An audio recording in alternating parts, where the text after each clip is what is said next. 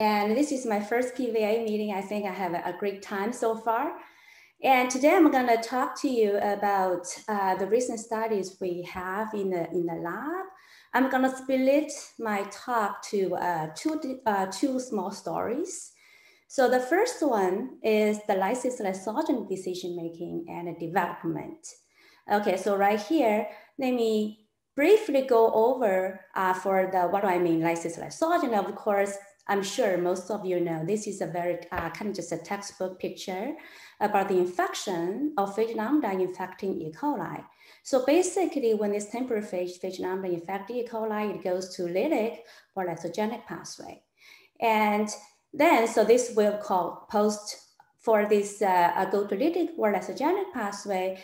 Then we call this post-infection decision, right? You make a decision to go to lytic or lysogenic pathway. And of course, when you are kind of just in a lysogen state, lysogenic state, you will can switch to lytic pathway. This is called induction. This is not the focus of the talk. So the focus of the talk is going to be the decision-making process, because we're trying to understand when and how it goes to lytic or lysogenic pathway. I started this journey about, like say, more than 10 years ago, where I did my postdoc at the University of Illinois. And then right here, what we did is that we first label the phages where you see these little dots, and then infect E. coli cell and see what's happening, right? So from here, as you can see, some cells go to lytic pathway, it bursts the new phages, and also will go to lysogenic pathway where we have a reporter to report this lysogen. From like say quantitative analysis, actually, I'm not gonna show you how we got our conclusion, but the conclusion from the quantitative analysis, we propose a model right here is that if you have a multiple phage infection, so the infection actually, the decision of the cell can break down to the decision of the phages. So the first level is really kind of just the individual phages, they will make the decision, like this lysogenic decision where you see green or red representing lytic or lysogenic decision. Only the unanimous vote of the lysogenic decision can go to, can lead the cell go to cell lysogeny. So this is based upon the quantitative analysis of the data which we get, okay, which cell choose to go to lysogeny or lysis. Then obviously the question you may kind of just ask is that, really, can we visualize this? Okay, if you say there are individual decisions, can we visualize? And also for those one, they may have different decisions, right? So like here, and then can we see observe any phage interactions? So this is where my former graduate student developed a full color system to answer this question. So we have two kind of just identical wild-type phage, but we label the lytic pathway and also the phage, okay, differently by blue and green.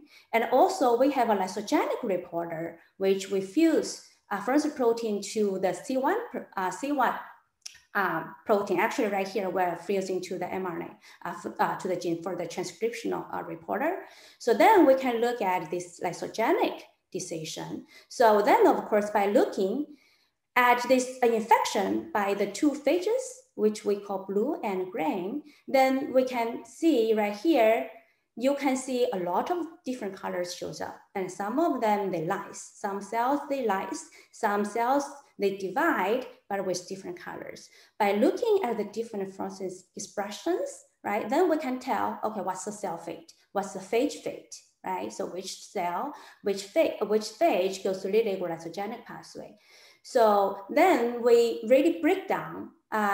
We kind of just pick out those cells infected by, like say, at least one phage from each category. Then what you see right here, in the lytic phages, actually not phages, sorry, the lytic cells, as you can see, we can even break down to blue color, green color, and also cyan. Cyan is basically the overlap of blue and green. And for the lysogenic, we have yellow, red, and orange.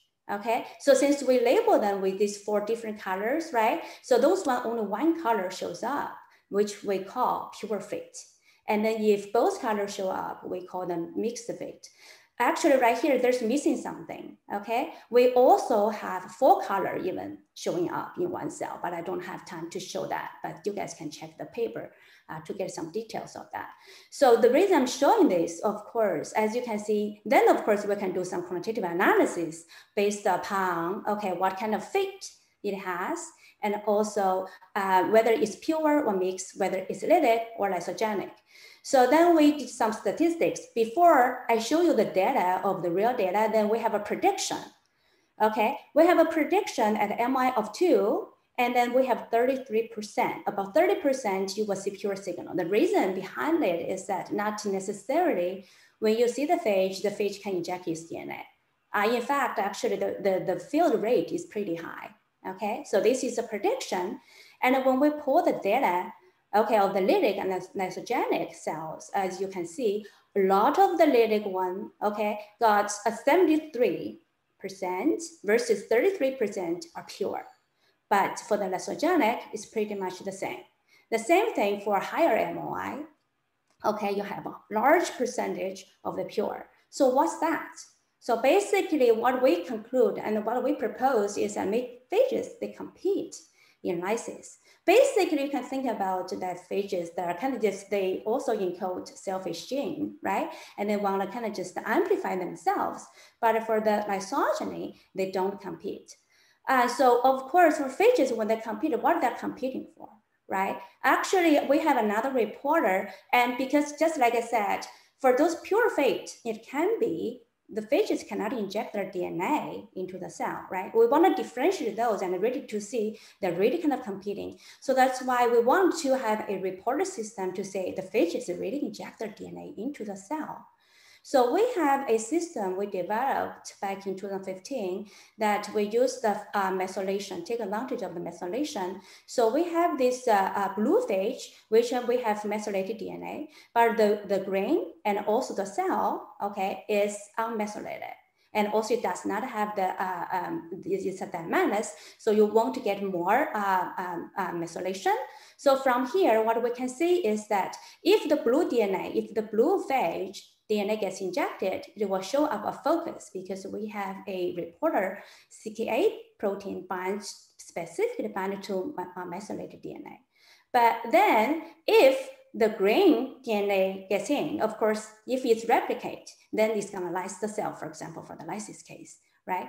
And just due to this methylation, then normally we only see if just one copy of the DNA gets injected, you only see 2 copies because of the methylation.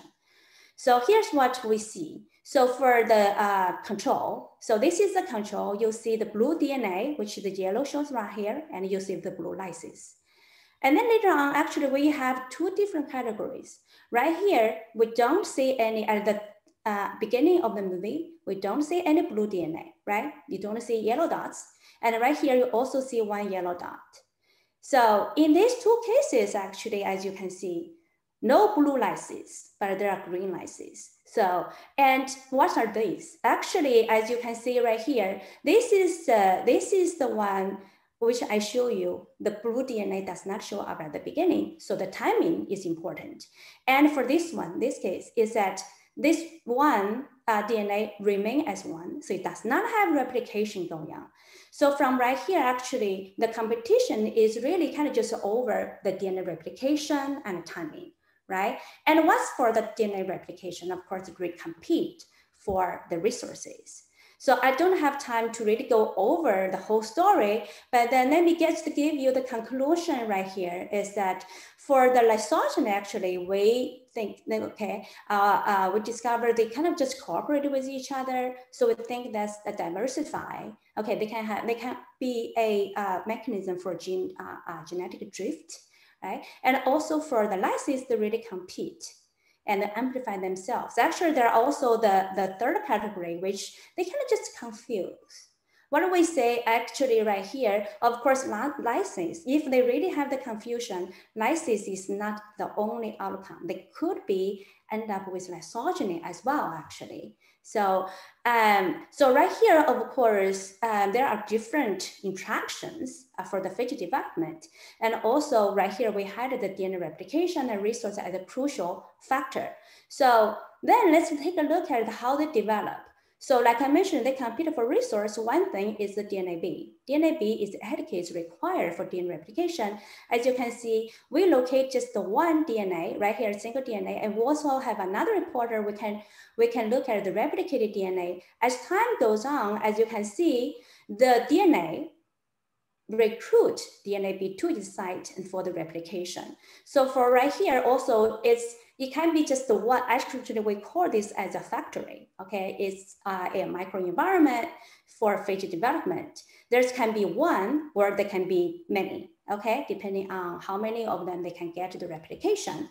And also for this replication, we also found that the DNA, E. coli DNA, is a barrier to separating the individual factories. As right here, this yellow dots, there are at B sites, which we kind of just report E. coli DNA, okay, not the phage DNA. Phage DNA right here is really kind of just reported by this red cluster. So it's really kind of just we think there are kind of, they develop at the different places, and also they can develop into kind of heterogeneous development also. So this is about lytic. So what about the lysogenic? For the lysogenic, recently, we also have a new reporter system. We can also report single DNA and replicated DNA at the same time.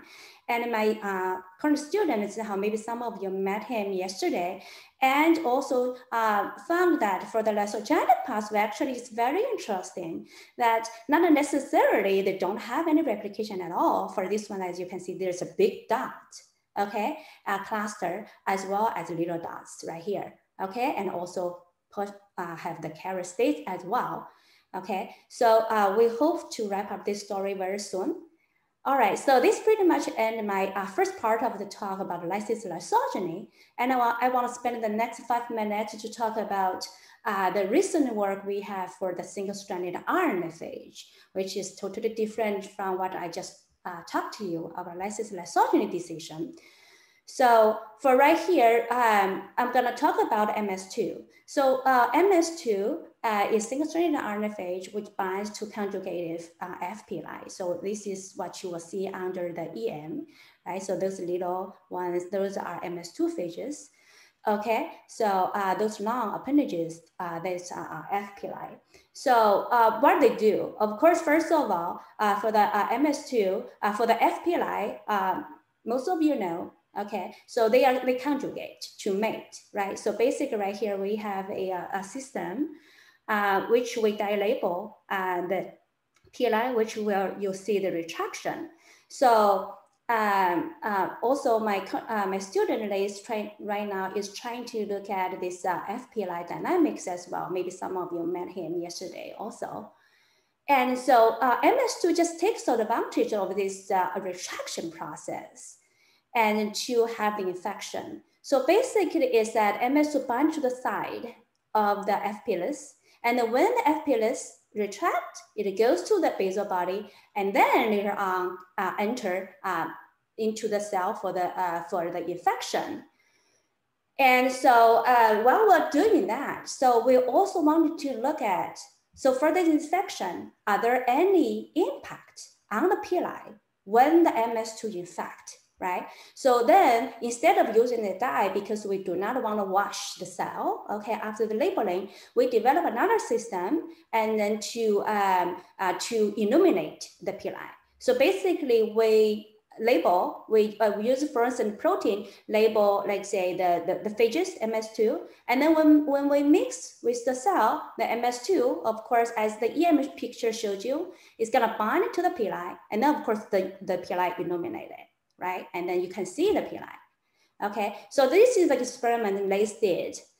So he infect the phages with the cell at different time points, and then he took out the culture All right, so this phage not necessarily is going to be MS2, okay? So it can be other phages.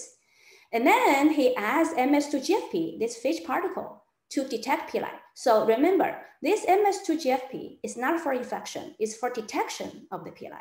And then he took it to the microscope. This is what he saw. All right, so you see the pili, okay, from the cell, like I showed you before. Also, he saw the pili in the meeting. What's that? So actually, those are the pili detached from the cell. So here's the quantitative number.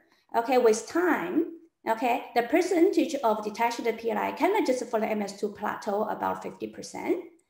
And then also Q beta is another single-stranded RNA phage, similar to MS2 binds to the pili.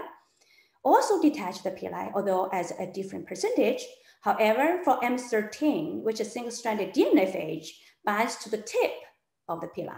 It does not detach the pili, the same as the control.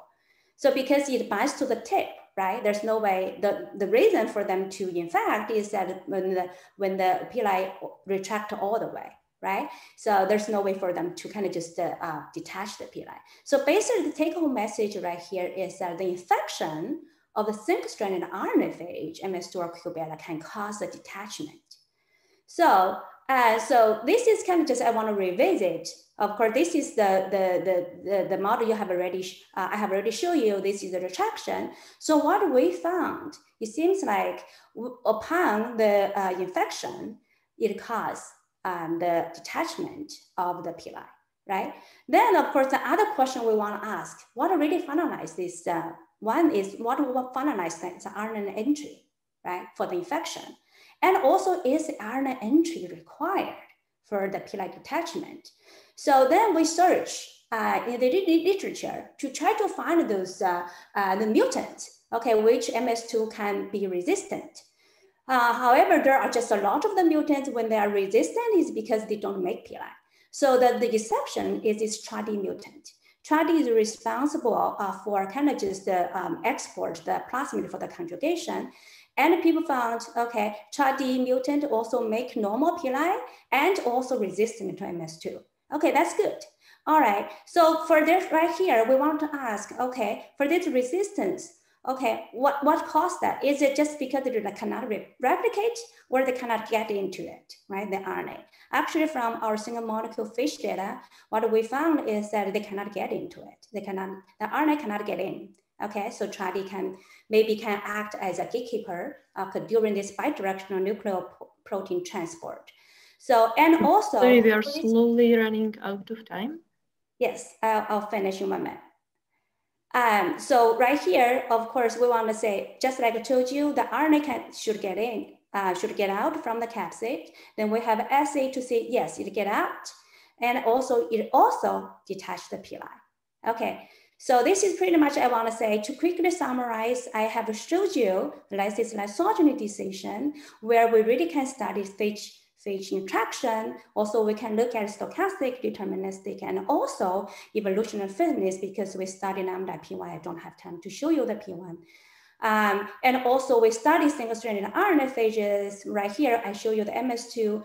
Really, we can look at the infection mechanism and also the impact of the pili, and also you can have the antibacterial potential. With that, I would like to thank my lab, Lace, Matthew, and also my collaborators. That's it. Thanks. Thank you, Lanying, for the presentation.